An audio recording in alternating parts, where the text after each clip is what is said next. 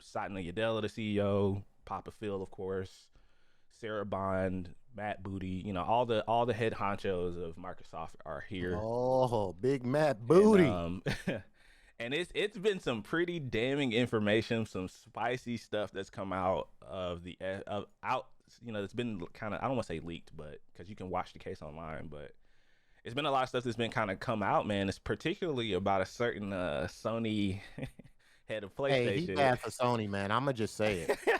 Hey, Jim Ryan, I'ma say it, man, with my chest. You suck, bro. It's just, and I wanted to talk about a couple of different points for this case because, in my opinion, a lot of this stuff is really going to determine how the rest of the industry is going to react to this. So, for those of you guys that don't know, we're talking about Sony. The Jim Ryan is the head of, he's Phil Spencer for PlayStation, right? So he's the head of Sony and PlayStation.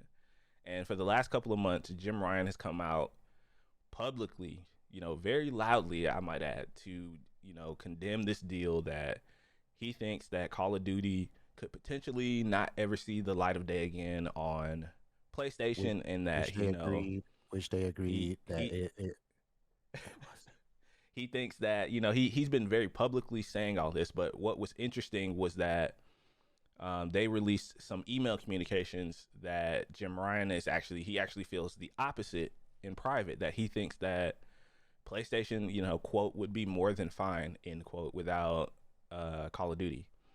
And so, this has really kind of, raised a lot of people's, like, red flag, like, hey, you said this in public, but this is really how you feel behind the scenes. And it's very interesting, Avi. Oh man, if you guys, I would encourage you guys to it's drama. It's follow the case, because, and I know we as gamers don't really, a lot of people don't really pay attention to this kind of stuff, but this kind of stuff is going to have wide reaching effects for the game industry. Yeah. ramifications This is on going how to we be play huge. games.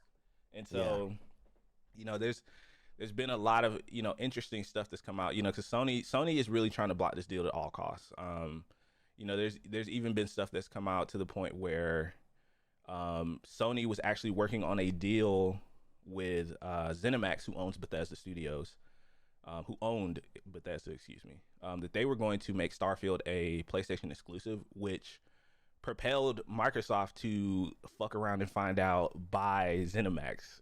And so now, Starfield's a Xbox exclusive. So it's very interesting because, for all the stuff about console wars and, all the talk and stuff that people give, you really start to see that this stuff is really starting to take effect. It comes from the top, man. As they say, excuse my language, shit rolls downhill, right?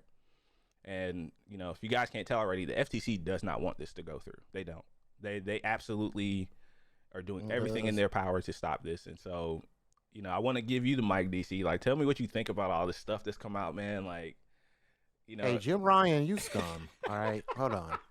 Jim Ryan is trash. I just want to reiterate that. You're bad for Sony. All right. You're bad for PlayStation.